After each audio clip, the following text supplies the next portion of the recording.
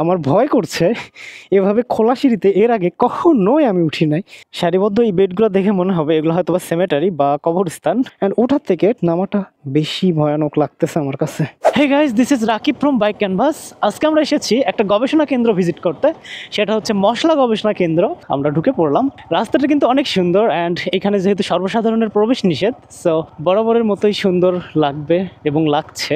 এটা হচ্ছে the main building, মশলা গবেষণা কেন্দ্র, বাংলাদেশ কৃষি গবেষণা ইনস্টিটিউট, শিবগঞ্জ, বগুড়া। এটাতে আসলে প্রধান কার্যালয় যেটা বলে সেটা হচ্ছে এটা। শুরুতে দেখতে পাচ্ছেন এপাশে আদার গাছ, এবং তার পাশেই এই লেফট সাইডে অনেক অনেক বেড তৈরি করে রেখেছে। সারিবদ্ধ এই বেডগুলো দেখে মনে হবে এগুলো হয়তো বা সেমেটারি বা কবরস্থান, বাট এমনটা কিছুই না। এগুলো জাস্ট বেড।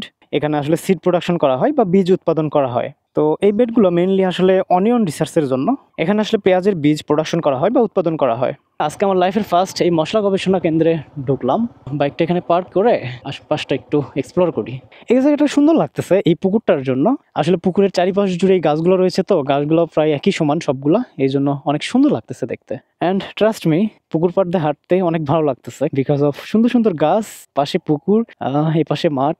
সবচেয়ে বড় কথা হচ্ছে মানুষজন নাই, আর মানুষজন যেখানে কম সেখানে সবসময়ই ভালো লাগে। এখন সময় হচ্ছে সকালবেলা, প্রায় 10টা বাজে। অনেকেই কাজ করছে, নিড়ানি দিচ্ছে জমিতে। আমি অ্যাস্টনিশড হয়ে যাচ্ছি, ধনিয়া পাতার গাছও লাগাইছে, অনেক সুন্দর কিন্তু ঘ্রাণ বের হয়েছে। মনে হচ্ছে চারিপাশটা আসলে ধনিয়া পাতার ঘ্রাণে ভরে গেছে। But the saddest thing is, আপনারা ক্যামেরায় ঘ্রাণটা পাবেন না, জাস্ট দেখতেই পাচ্ছেন। এখানে সম্ভবত মরিচের চারা রোপণ করেছে। এই যে এগুলো কিন্তু সব আধুনিক পদ্ধতিতে রোপণ করা, এভাবে খুব সম্ভবত ফলন বেশি হতে পারে, এই জন্যই তারা সম্ভবত এই পরীক্ষাটা চালাচ্ছে। এখানে লেখা সিড প্রোডাকশন অফ চিলি, বাড়ি চিলি 2। এপাশে হচ্ছে সব মশলা জাতীয় গাছ, এই পাশে হচ্ছে ফলের গাছ। অন্যান্য গাছ খুবই কম, জাস্ট মশলা জাতীয় যে গাছগুলো সেগুলাই বেশি। এগুলো সব কিন্তু তেজপাতার গাছ। অনেক সুন্দর কিন্তু ফুল ফুটেছে তেজপাতার গাছগুলোতে, ভালো লাগছে অনেক।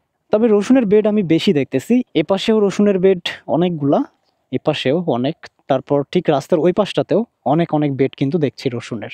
আশেপাশে সবগুলাই কিন্তু মশলা জাতীয় গাছ রোপণ করেছে, তেজপাতা, তারপর কি কি সব গাছ, আমি এত গাছের নাম জানিও না। এনিওয়ে সবগুলো গাছ কর্তন করেছে, হয়তোবা রোদ কম পায় সেই মশলা জাতীয় খেতে, দ্যাটস ওয়াই মেইন কাণ্ডই কেটে দিয়েছে।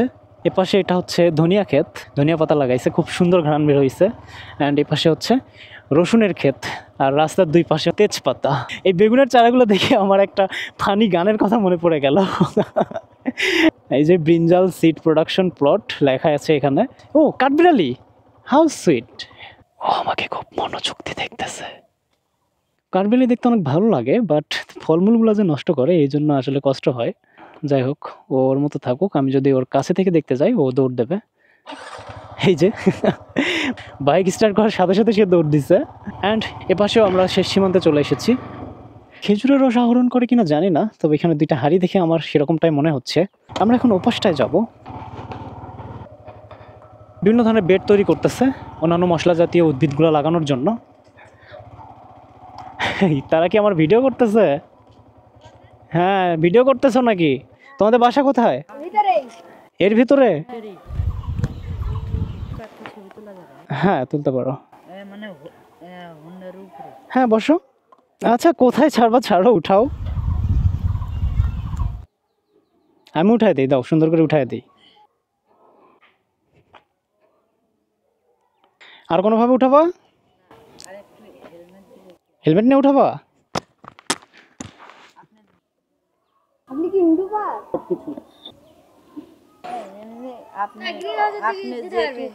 ওঠো, দুইজনে ওঠো, একজন এইটাতে একজন ওইটাতে।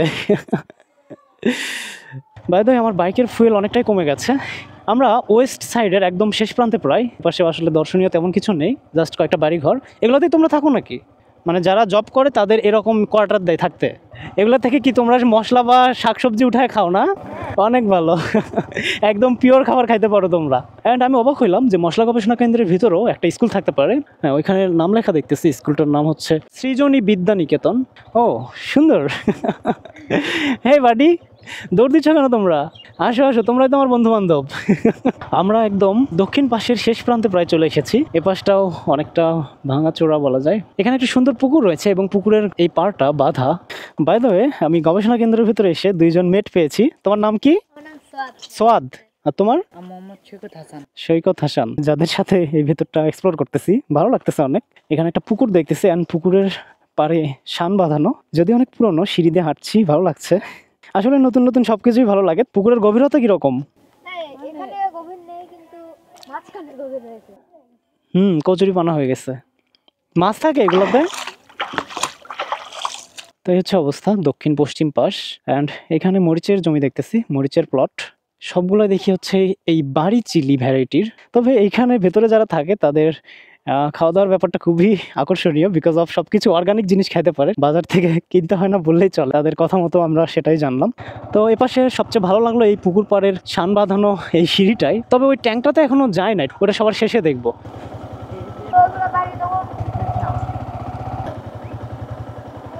চলুন আপনাদেরও দেখাই পার্ক নাকি আফ্রিকার জঙ্গল হয়ে গেছে। ইউ আর রাইট, আফ্রিকার জঙ্গল হয়ে গেছে পার্কটি। এই হচ্ছে পার্কের অবস্থা।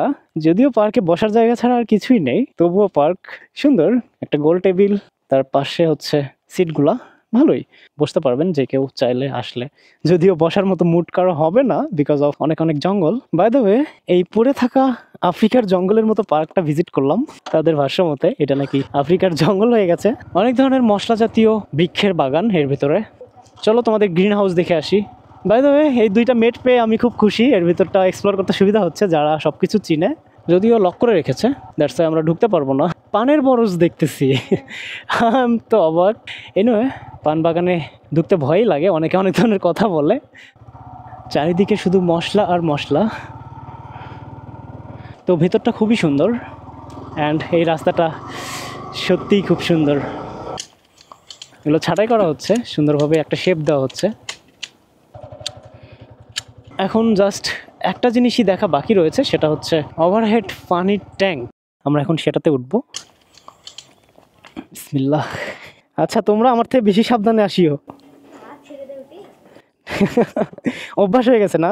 বলা যায় ফার্স্ট ফ্লোরে উঠলাম, প্রায় একতলা সমতুল্য উঁচু। দ্বিতীয় তলা বা সেকেন্ড ফ্লোর 3 তলা সমান উঁচু। এ হচ্ছে 4র্থ তলা সমতুল্য উঁচু। আমার ভয় করছে, এভাবে খোলা সিঁড়িতে এর আগে কখনোই আমি উঠি নাই, বাট আমার আগে আগে সে উঠে যাচ্ছে। 5ম তলা সমতুল্য উঁচু। রীতিমতো আমি হাঁফায় গেছি, কলিজার ভেতর আমার কাঁপছে, বলে বোঝাতে পারবো না। এখান থেকে পড়ে গেলে যে কী হবে, I just can't imagine. Oh my goodness. আমরা 6 তলা সমতুল্য উঁচু জায়গায়। অ্যান্ড এটা হচ্ছে পানির ট্যাঙ্কে ওঠার যে সিঁড়ি। সূর্য প্রায় আকাশের মাঝামাঝি, বলা যায় প্রায় দুপুর হতে চলেছে, তবুও কিন্তু কুয়াশার একটা ভাইব দেখা যাচ্ছে, বিকজ অফ আমরা অনেকটা উচ্চতায় এসেছি। 6 তলা প্লাস এমন উচ্চতায় এসেছি। বলা যায় আমরা একটা ওয়াচ টাওয়ারে উঠেছি। এই ওয়াচ টাওয়ার থেকে পুরো মশলা গবেষণা কেন্দ্রটি খুবই সুন্দরভাবে আমরা দেখতে পারবো বা ভিজিট করতে পারবো। আমরা এখন এইখান থেকে নেমে পড়ি। অ্যান্ড ওঠার থেকে ট্রাস্ট মি, নামাটা বেশি ভয়ানক লাগতেছে আমার কাছে। 3rd floor, 2nd floor. So আমরা ওয়াচ টাওয়ার সাদৃশ এই পানির ট্যাঙ্কটি থেকে এখন অন্য কোথাও যাচ্ছি। খেলার সময় এগুলো দেখে গেছে। ও, তোমরাই খেলতে খেলতে ভাঙছো এগুলা? হ্যাঁ, বল লেগে গেছে। বাই দ্য ওয়ে, এই গ্লাসগুলা যেগুলো ভাঙা দেখতেছেন, এগুলা এই পিচ্চিরা বল খেলে খেলে ভাঙছে। এগুলো তারা স্বীকার করলো। যাই হোক, তারা খুব অনেস্ট।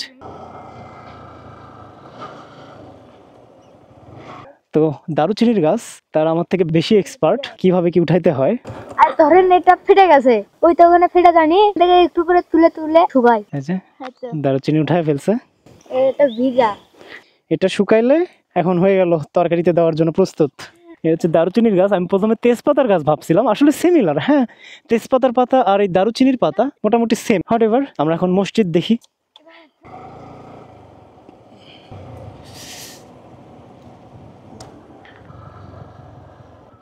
এই হচ্ছে মশলা গবেষণা কেন্দ্রের ভিতরের মসজিদ। অ্যান্ড সৌন্দর্যের মাত্রা আরও বাড়িয়ে দিয়েছে এই রাস্তার দুই পাশের এই ফুল গাছগুলা, সেটারই মাঝখানে এই সুন্দর মসজিদটি।